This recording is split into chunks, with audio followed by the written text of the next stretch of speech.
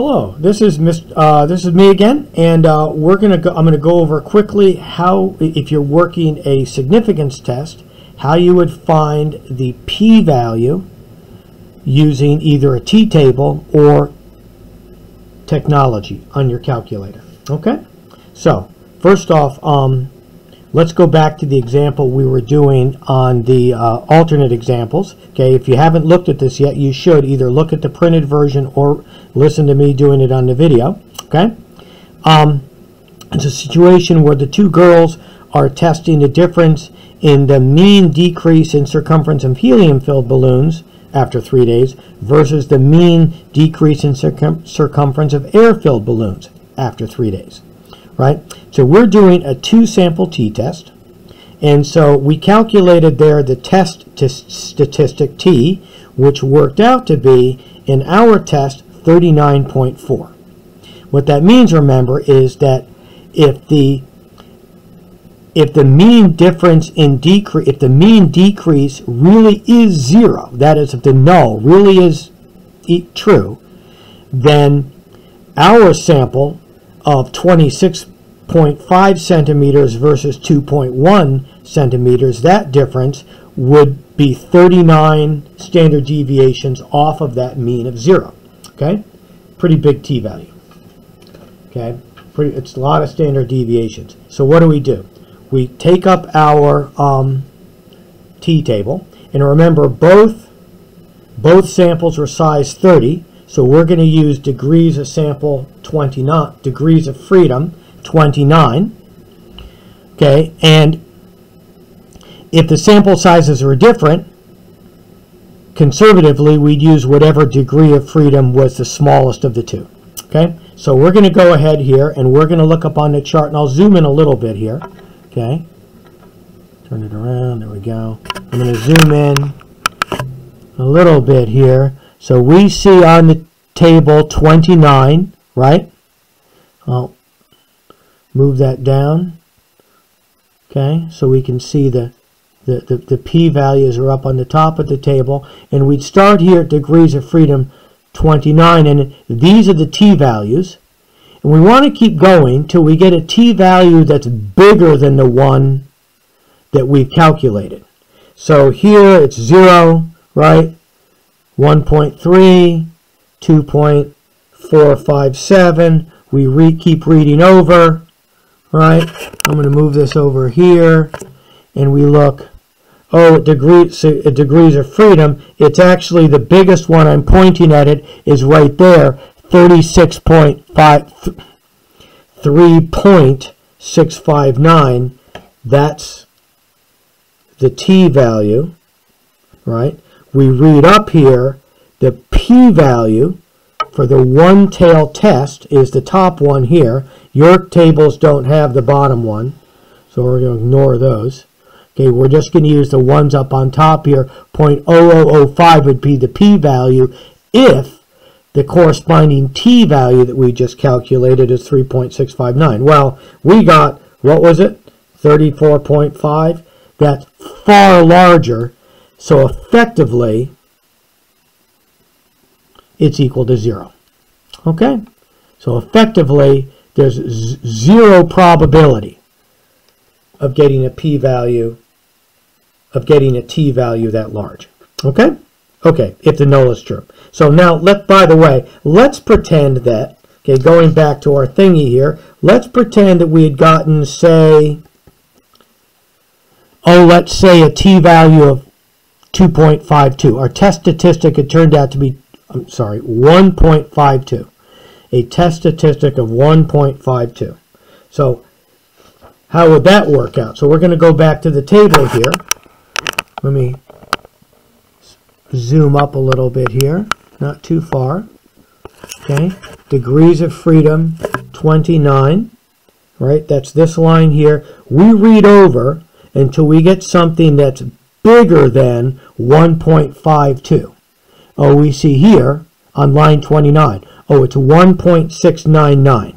Okay, so 1.52 is between those two values, 1.311 and 1.699. I'll write it in like that, right?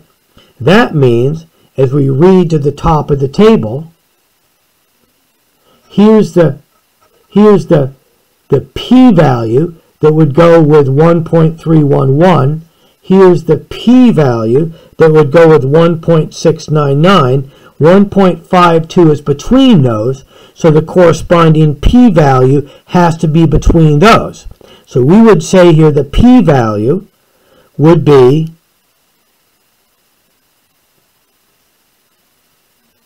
I'll write it like this, greater than 0.05, less than 0.10.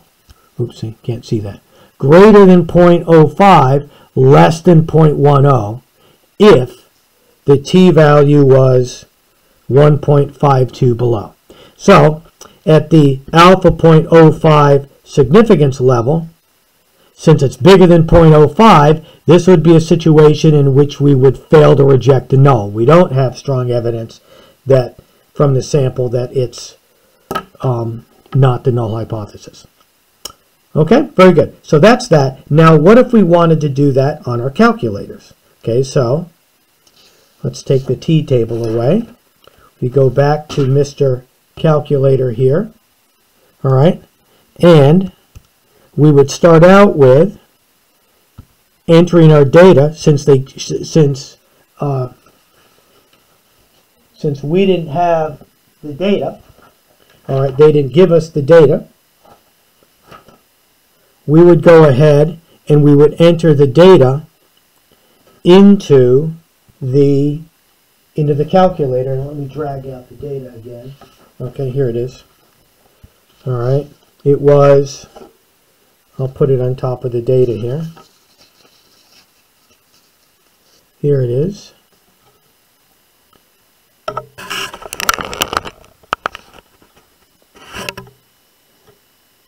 The mean decrease of the helium-filled balloons was 26.5 with a standard deviation of 1.92, and the mean decrease of the air-filled balloons was 2.1 with a standard deviation of 2.79. So X bar helium 26.5, S 1.92, X bar air filled balloon 2.1, standard deviation of 2.79. So here they don't give us the sample data. We've got to put it in the calculator. So that means I'm going to go ahead here and I'm going to try to focus it now so you can see the calculator. Okay, and I'm going to hit the stat key. I'm going to zoom in here so you can see it better, and let the exposure settle down. There it is. Arrow over here. Test. Now what we want is see that right there? Choice for the 2-sample t-test. Hit enter. Right? Now here, we weren't given the data, we're given the stat. So we enter here, right? And we enter in X bar 1, that was 26.5, and SX1 was, 1.92, right? And X2, this was, and the sample size was 30, so not forget that. Okay, then X2, that was 2.1 with a standard deviation of 2.79. So we type that all in, and its sample size also 30. Now we want to use, remember our suspicion was that the helium were decreasing more than the air, so therefore the difference would be greater than 0. Right? So that's why we use greater than. With the 2-sample t-test, you always use no for pooled.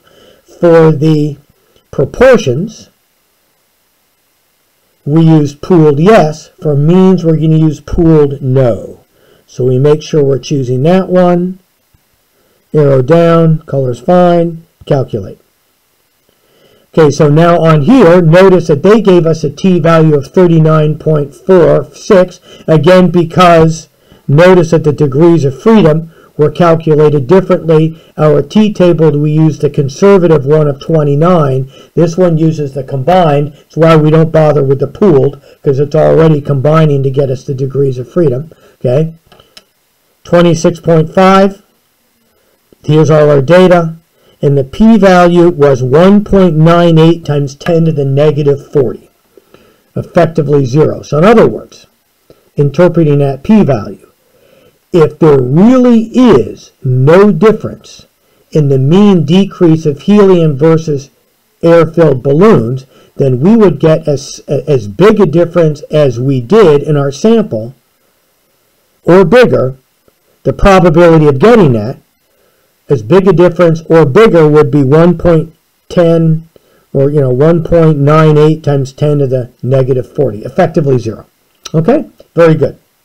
Okay, so that's that, and that's how we do the two sample t-test on a calculator. Toodaloo.